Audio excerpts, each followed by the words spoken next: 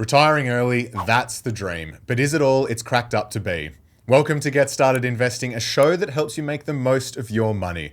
My name is Bryce, and as always, I'm joined by my equity buddy, Ren. How are you? I'm very good, Bryce. Very excited for this episode. You telling me not to retire reminds me of our board meetings here at Equity Mates. What, you could retire? Oh, well. No, but today we are going to talk about the FIRE movement, the Financial Independence Retire Early movement. It's I would say one of the more popular finance subcultures. Definitely, yeah, definitely. Global movement that wants to tell their boss to get stuffed and to go and live a non-working life. Yeah, as early as possible. So in today's episode, we're going to unpack what the FIRE movement is, but then 3 things that we love about it and 3 things that we hate about the FIRE movement. Yeah. This is going to be a divisive episode. I'm sure plenty of people are going to comment one side or the other. But before we do, Ren, we should say a massive thank you to our long-term partner here at Get Started Investing, Betashares Direct. That's right. Now, here's a question for you. Do you know how much you are paying on brokerage every year? I don't, but it's too much. If you were in the FIRE movement, you definitely would, because they are very focused on minimizing their costs. Big time. And we all know that minimizing costs helps to maximize your investment returns. And that's why we're happy to have our new long-term partner for the show, Betashares Direct, where you can invest brokerage-free in all ETFs, not just Betashares ETFs, as well as 300 plus shares traded on the ASX. And the best part? That zero brokerage is Betashares Direct's long-term commitment to investors. Love long-term commitments. If you want to find out more, go to betashares.com.au/direct to sign up. Betashares Capital Limited is the issuer of Betashares Direct. You should read the PDS and TMD available at betashares.com.au and consider whether the product is right for you. Investing involves risk. Refer to the PDS for info on other fees and costs. All right, well, let's get into it. What is the FIRE movement? F-I-R-E. It stands for Financial Independence Retire Early. An investing strategy that really, or an investing lifestyle movement. Bigger than an investing strategy. Movement. It's a lifestyle. Yeah, it's a lifestyle. It is focused on saving and investing a large portion of your income, as much of your income as possible, to achieve financial independence and retire earlier than the traditional age. Yeah, and I guess at its core, it challenges this idea of working 9 to 5 until you're 65 and retiring. Yeah. It challenges the conventional wisdom around how our lives are set up.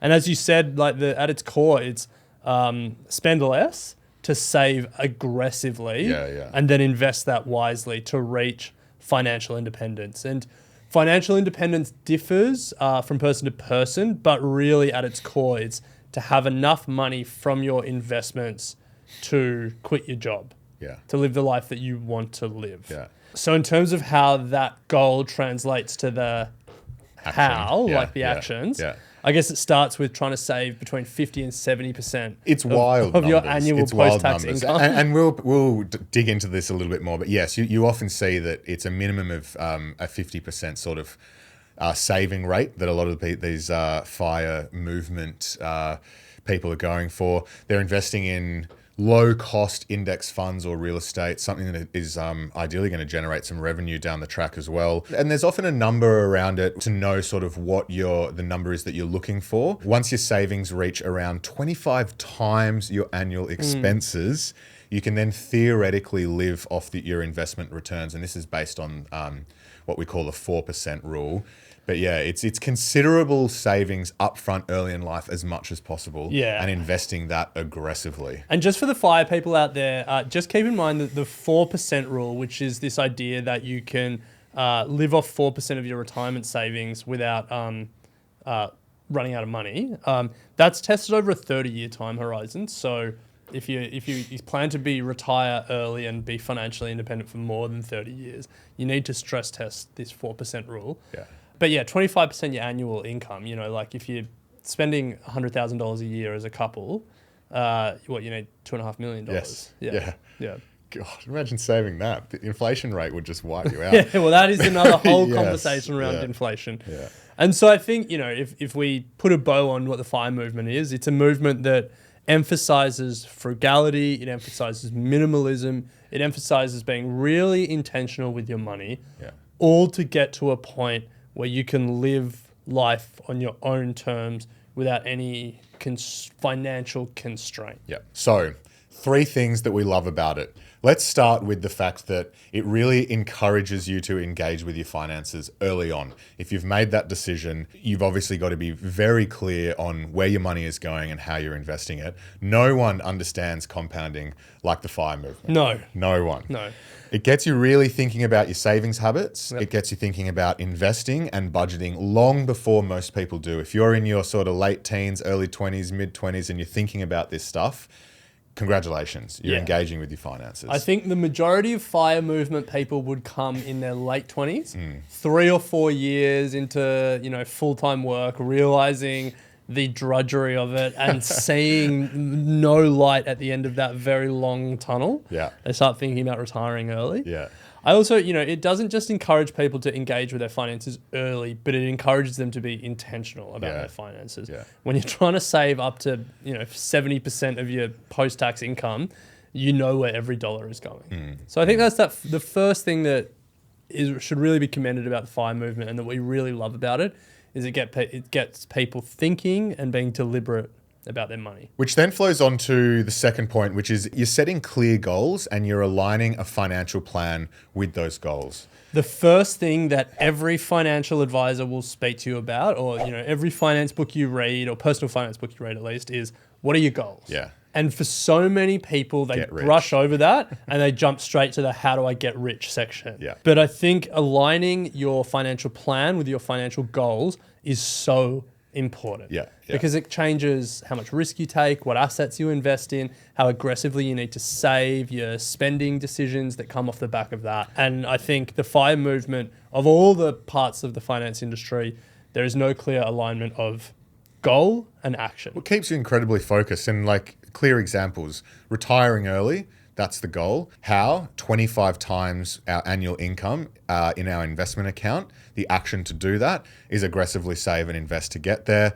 From that, you need a clear budget, know where every dollar is going and have a clear investment strategy. It all hangs together so neatly and just keeps you solely focused. You're not going to get distracted. You know what you're working towards. Yeah, and I think building that sense of purpose and direction with your finances, having that long-term goal that you're working towards is really motivating. Yeah.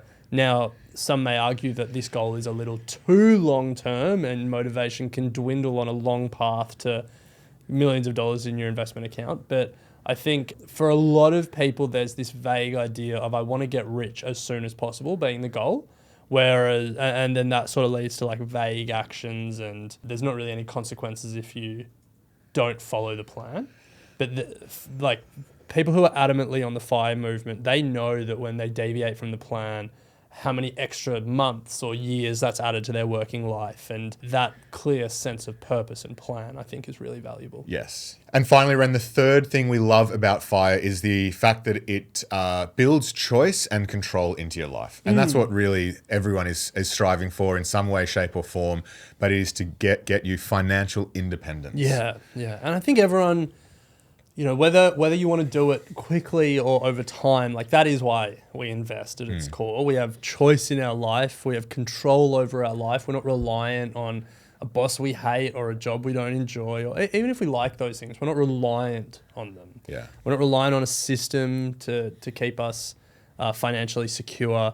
We are self-reliant. Yes. Yeah. The other good thing about it, Ren, is you've put in this, strategy to get financially independent as early as possible. If you don't hit that goal or you find out later in life that it's not for you, you've still set yourself up with an incredibly strong safety net and a strong financial foundation. Yeah. And I think that is, getting this strategy early as possible, regardless of what the outcome is, or regardless of, if you hit your goal or not.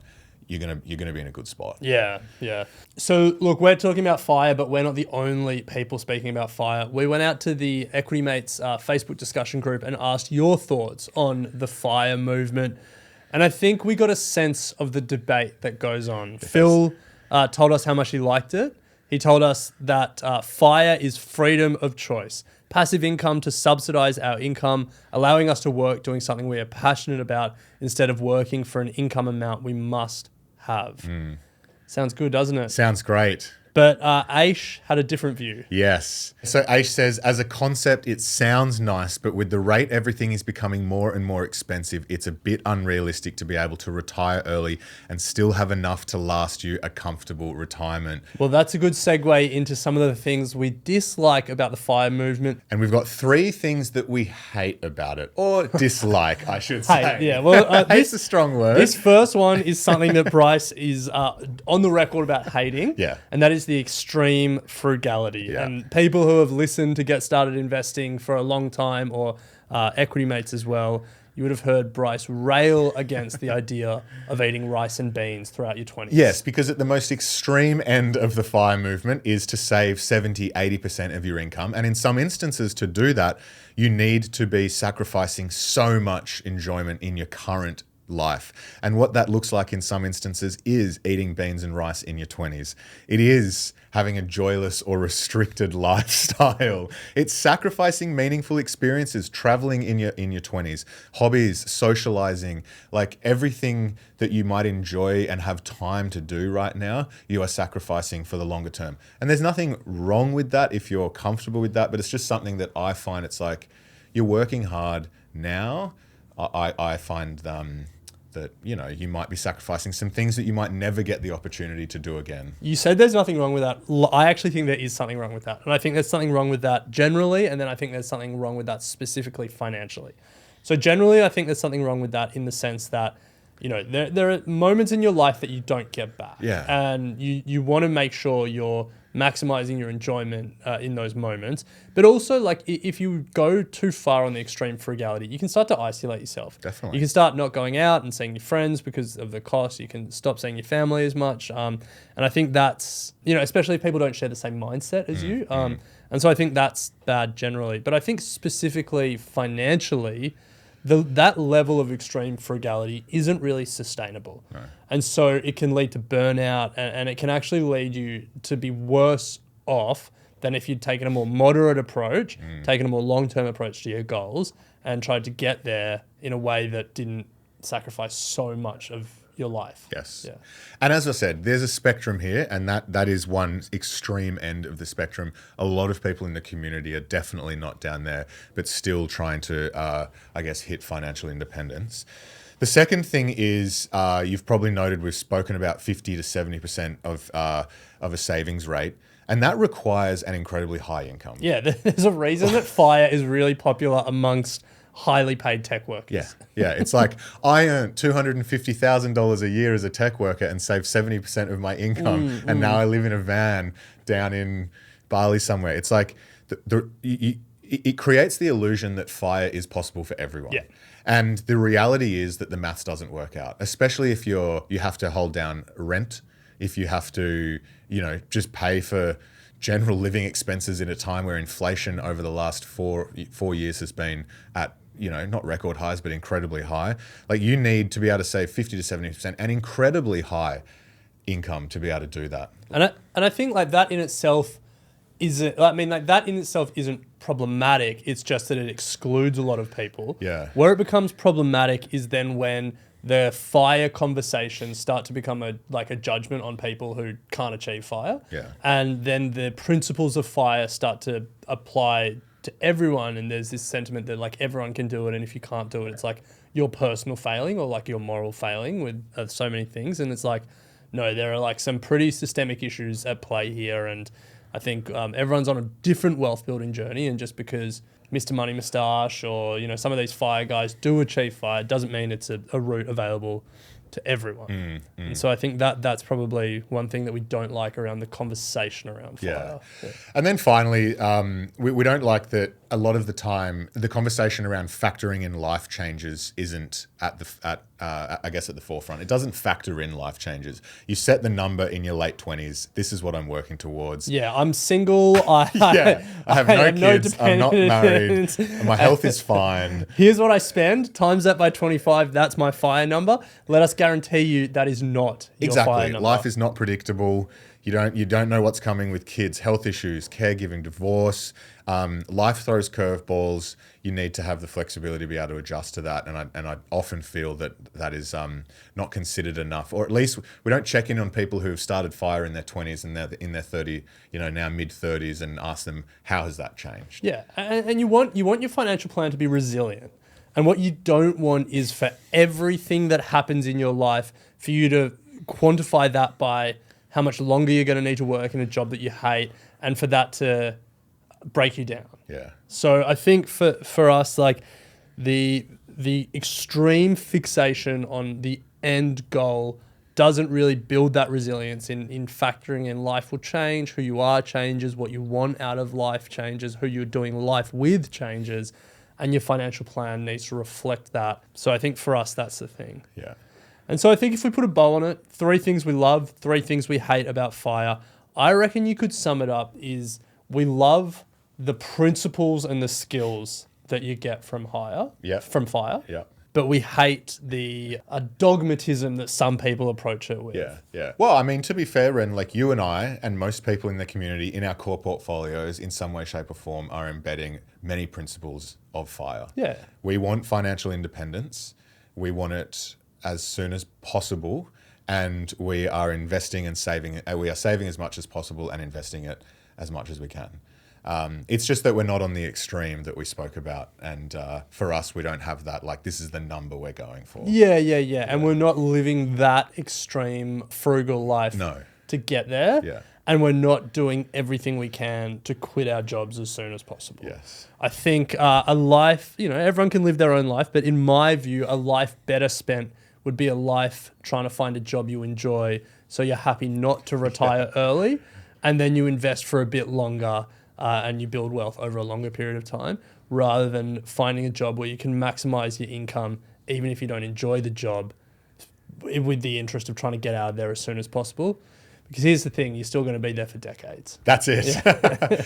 Well, that brings us to the end of today's episode. A reminder that all of our content is now available on the new Get Started Investing YouTube channel. We'll put a link in the show notes if you're listening on our podcast. If you are watching us on YouTube, please, if you can subscribe to the channel, like this video, leave us a comment about how you're approaching FIRE if you are. That would be fantastic. And if you know someone in your life doing FIRE or thinking about FIRE, send them this episode. Get us in their ears. We'd love to get some feedback as well. And join the conversation in our Facebook group. Link will be in the show notes as well. But Ren, as always, great to chat. We'll pick it up next episode. Sounds good.